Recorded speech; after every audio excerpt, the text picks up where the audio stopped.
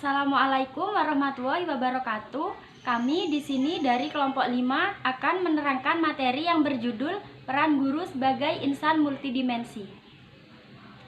Baik, sebelum masuk ke materi, izinkan kelompok kami memperkenalkan diri terlebih dahulu.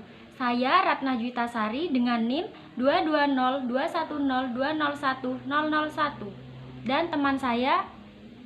Kenalkan, nama saya Kurota Ayunin Jaro Al-Haq dengan NIM 2202102010008. Halo, Assalamualaikum. Perkenalkan, nama aku Tata Azka Fardila dengan NIM 22021101024. Baik, saya di sini akan menjelaskan peran guru sebagai insan multidimensi. Sebagai guru profesional yang efektif dan unggul, banyak teori yang telah dipaparkan oleh para pakar pendidikan, antara lain Gege dan Berlier 1975 melihat ada 3 fungsi utama guru dalam pembelajaran, yaitu ada perencanaan, planner, pelaksanaan, dan pengelola atau organizer, dan penilaian atau evaluator. Pendidikan sebagai media dan wahana transfer sistem nilai berpendapat bahwa ada 5 peran dan fungsi guru, yaitu sebagai konversator atau pemeliharaan. Selanjutnya, pada materi peran guru sebagai insan multidimensi, ada 7 karakteristik yang unggul, yaitu yang pertama, guru sebagai guru. Mendidik bukanlah tugas yang sebenarnya. Mendidik dan sesungguhnya harus mampu membawa orang lain beranjak dari kegelapan menuju suatu perencanaan yang terang. Demikian memiliki konotasi yang agung. Dalam istilah filsafat manusia, manusia yang demikian disebut benderang. Inilah sandangan pokok seorang guru. Istilah guru dengan homo konkurs, manusia adaptif transformatif. Selanjutnya, guru sebagai pengajar yang unggul membantu para siswa. Yang kedua, guru sebagai teladan. Guru adalah model mental yang hidup bagi siswa dan juga guru uswah hasanah atau teladan yang baik. Sedangkan ini memang cukup berat bagi guru, tetapi tidak terelakkan. Yang ketiga, guru sebagai penasehat. Setiap guru merupakan penasehat karena tingkat kedewasaannya serta pengalamannya yang lebih banyak makna asam garam, maka setiap guru berfungsi sebagai penasehat. Tempaan pengalaman dalam menyelesaikan berbagai masalah kehidupan membuat guru sebagai orang dewasa mampu mengembangkan berbagai metode, kiat, dan cara untuk menghadapi dan menyelesaikan tantangan masalah kehidupan. Yang ketiga, guru sebagai penasehat. Setiap guru merupakan penasehat karena tingkat kedewasaannya serta pengalamannya yang lebih banyak makna asam garam, maka setiap guru berfungsi sebagai penasehat. Tempaan pengalaman dalam menyelesaikan berbagai masalah kehidupan membuat guru sebagai orang dewasa mampu mengembangkan berbagai metode, kiat, dan cara untuk menghadapi dan menyelesaikan tantangan masalah kehidupan. Lalu yang keempat ini ada guru sebagai pembimbing. Guru diibaratkan sebagai pembimbing dalam perjalanan yang berdasarkan akan pengetahuan dan pengalamannya. Guru bertanggung jawab atas kelancaran dari perjalanan itu sendiri, yang tidak hanya menyangkut fisik tetapi juga perjalanan moral, mental, emosional, kreativitas. Lalu sebagai pembimbing, guru memerlukan kompetensi yang tinggi untuk melaksanakan 4 hal, yaitu yang pertama, merencanakan tujuan dan mengidentifikasi kompetensi. Lalu yang kedua, melihat keterlibatan peserta didik dalam pembelajaran. Yang ketiga, harus bisa memaknai dari kegiatan belajar. Dan yang keempat, harus melaksanakan penilaian. Lalu yang kelima ada guru sebagai pembaharu atau inovator.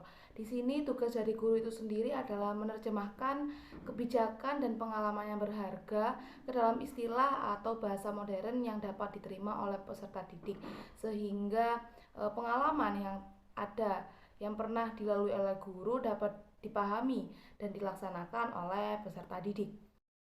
Lalu yang keenam ada guru sebagai peneliti. Pembelajaran merupakan seni yang memerlukan penyesuaian dengan kondisi lingkungan.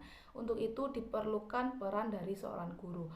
Seorang guru adalah seorang pencari atau peneliti yang menyadari atas kekurangan untuk mencari apa yang belum diketahui untuk meningkatkan kemampuannya dalam menjalankan tugas. Lalu yang ketujuh atau yang terakhir ada guru sebagai kulminator.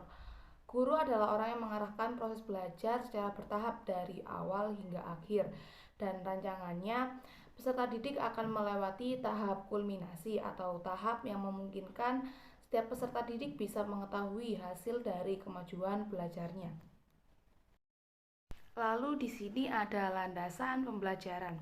Pembelajaran dikondisikan agar mampu mendorong kreativitas dari peserta didik secara keseluruhan, membuat siswa aktif mencapai tujuan pembelajaran secara efektif dan berlangsung dalam kondisi yang menyenangkan.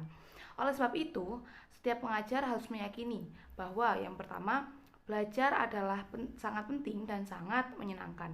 Yang kedua, anak patut dihargai dan disayangi secara pribadi. Yang ketiga, anak hendaknya menjadi pelajar yang aktif. Yang keempat, anak harus merasa nyaman di dalam kelas. Yang kelima, Sekian pemaparan materi dari kelompok kami. Apabila ada salah kata yang kurang berkenan, mohon dimaafkan. Wassalamualaikum warahmatullahi wabarakatuh. Yang ketujuh, guru memang harus kompeten, tapi tidak perlu sempurna. Yang kedelapan, anak perlu merasa bebas untuk mendiskusikan masalah secara terbuka, baik dengan guru maupun dengan teman sebayanya. Yang kesembilan, kerjasama bernilai lebih penting daripada kompetisi. Lalu yang ke-10, pengalaman belajar hendaknya dekat berasal dari pengalaman yang diperoleh dari dunia nyata. Kondisi ideal pembelajaran. Guru atau yang profesional harus mampu mewujudkan atau paling tidak mendekati praktik pembelajaran yang ideal. Tujuannya yaitu agar murid mampu mewujudkan perilaku pelajaran efektif. Di antaranya seperti yang dinyatakan oleh Lan James Mitchell dalam disertasinya yang diikan di Monash University, Melbourne berjudul Teaching for Quality Learning sebagai berikut. 1. Perhatian siswa yang akan berfokus pada pembelajaran. 2. Berupaya dan menyelesaikan tugas dengan benar. 3. Siswa mampu menjelaskan hasil belajarnya. 4. Siswa difasilitasi.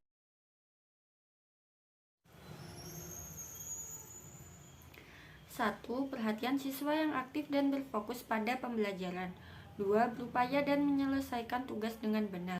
3. Siswa mampu menjelaskan hasil belajarnya. 4. Siswa difasilitasi untuk berani menyatakan guru apa yang belum dipahami. 5. Siswa berani menyatakan ketidaksetujuan. 6. Siswa dimotivasi untuk berani meminta informasi yang relevan dengan topik bahasan lebih lanjut. 7. Setelah selesai mengerjakan suatu tugas, siswa terbiasa melakukan cek terhadap hasil kerja. Jika menjumpai kesalahan, segera memperbaiki kesalahannya. 8. Siswa didorong untuk terbiasa mencari alasan mengapa hasil kerja menjadi salah. 9. Dalam mencoba menyelesaikan masalah, siswa dibiasakan mengambil sebagai contoh pengalaman pribadi atau kehidupan nyata atau anekdot. 10. Siswa dibiasakan bertanya mencerminkan keingintahuan.